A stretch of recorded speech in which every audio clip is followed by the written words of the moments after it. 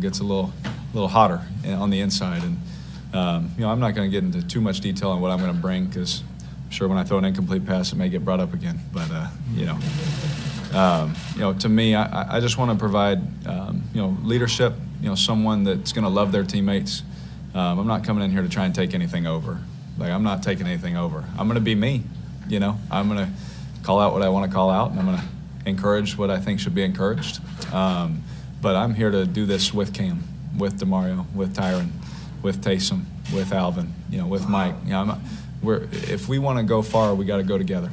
And it's not just because Derek shows up, that we're going to do anything special. It's because we all decided as a collective unit to go in one direction and do it the same way. And that starts in OTAs. That starts in April, getting everybody here and getting to work if we really want to do what we want to do. Saints finished third in the NFC South last season with a record of 7-10. You can see the odds with Derek Carr as they look forward to the 2023 season. Plus 120 to win the NFC South, 14-1 to win the NFC, 30-1 to win. For a period of time until that guy is up and is getting that big number. So it certainly impacts the team once they reach that level. Derek Carr going to your Saints, your reaction? Yeah, I think it's a great fit. I think it's a great fit for him. I think it's a great fit for the Saints. I've always been impressed with Derek Carr.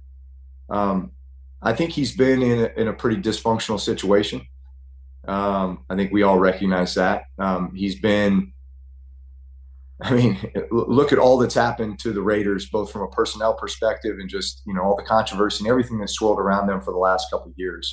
That's a very difficult situation to be in. I think he's caught the brunt of that unfairly in a lot of ways. I've always been impressed watching him play. I think he certainly has the ability to take an offense like what the Saints run and execute that well, put a lot on his plate, where in many cases you're going up to the line of scrimmage with multiple plays, or the ability to check in and out of plays. I've seen him do that. John Gruden's offense, which is what he came up in, was the same offense that we run. It's that West Coast style, but the ability to, hey, we're not going to run a bad play. That was always the philosophy. We're going to get out of bad plays, get into good plays. You got to be a smart quarterback to do that. You have to recognize what's happening on the other side. I always felt like he did a good job of that. So I think it's a good fit. Talking to Drew Brees, do you think Brady is officially retired? Yeah, I think so. Look, I don't know. But nobody wants to retire if they can still play, right? At that position. Yeah. Look, that was always. If I gave you perfect health, you might still be playing. Yeah, but look, there's a sacrifice that goes along with that. You have to be so fully invested in what you're doing, especially as the quarterback. So much falls on your shoulders.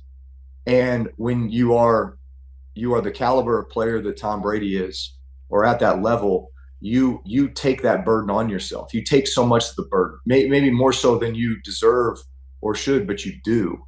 And only those who have been in that position know what that feels like. So literally, call it 7 months, but really it's the whole year where your mind is just consumed with being the best quarterback you can be for your team, being the best leader you can be for your team. You shoulder so much of that responsibility. And that's where your mind is. So it's very hard to turn that off. It's very hard to pull yourself away from that. And other things sacrifice as a result. Golly, the guy played for 23 years, at the highest level. I think there's always that adjustment when you do step away. I certainly know that was the way it was for me. Here I am 2 years from my, official announcement of retirement. And man, there's plenty of days where I wake up and I'm still in that mode of like, man, what do I have to do today? That structure and routine that football, gave you, and you feel like something is missing a little bit. How often would you have those conversations with your wife that you weren't present as a father and a husband? Yeah. I think I tried to be very mindful of that and recognize that, especially in the latter stages of my career when my kids were getting that age where,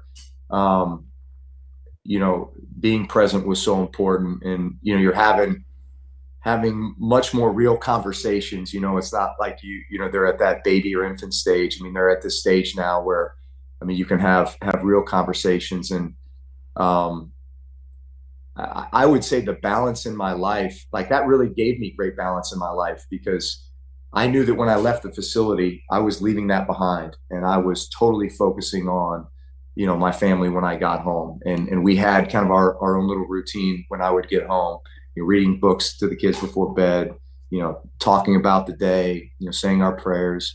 It was really, like, honestly, I felt like that put me in a much even better headspace when it came to then waking up the next day and doing it again. My kids recognized what their dad did. They had a chance to be a part of that. They had a chance to come in the locker room. They had a chance to be there on game day, and afterward, so there was this recognition of what their dad did, the fact that their dad was, working hard, represented not just his team, but, the city, and, so many other aspects of what the job entailed. Did your kids ever it actually got more fun. It got more fun. Your kids ever ask for autographs from the opposition, the opposing team? Well, the best was, I mean, there was like funny moments that, like I remember I think we played the Houston Texans back in 2015. J.J. Watt got after us pretty good. I feel like he was hitting me every play. And so I get home, it was a road game. I get home, it's kind of, later in the evening, 7:00 at night. I get home, and the kids are like, I knew that right when I walk in the door, I got to let the game go. We had lost, got beat up a little bit, let the game go, be with the kids. I walk in the door, and the kids are like, "Hey, Dad, let's play football." I'm like, "All right, guys, let's do it." And they're like, "Okay, you be Drew Brees." I'm like, "Okay, I can do that." And they're like, "And we'll be J.J. Watt. So you stand there, and we're just gonna like tackle you." I'm like, "Oh, that sounds great." Yeah. Like I didn't get enough of that today. Who's risking more, the Packers if they let Rodgers go, or the Jets in acquiring Aaron Rodgers? Well, who's risking more? I mean, I think that's a better deal for the Jets. But you don't even know how long you get him for. I mean, you might be getting but look, it's a window of opportunity. Okay. I mean, look at the Rams and basically what they attempted to do 2 years ago when they won the Super Bowl, right?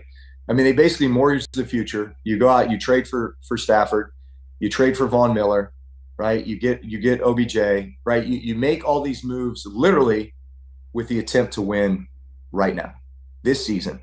And in a way, you mortgage your future as a result of it. But you sense the window of opportunity, and you do everything you can to get it done. So in a way, depending on what that number is, and what they trade and, that kind of thing, that's basically what you're doing. You say, we got a talented roster. We got some young guys that we don't have to pay yet. Let's make this trade. Let's pay Rodgers. Let's make a run at the next 2 years or whatever it is. And then just, forget the future. Just focus on these next 2 years going to win. Do you know Rodgers at all? I don't. Not really. I think we're all still trying to figure him out. I think that's a pretty accurate statement.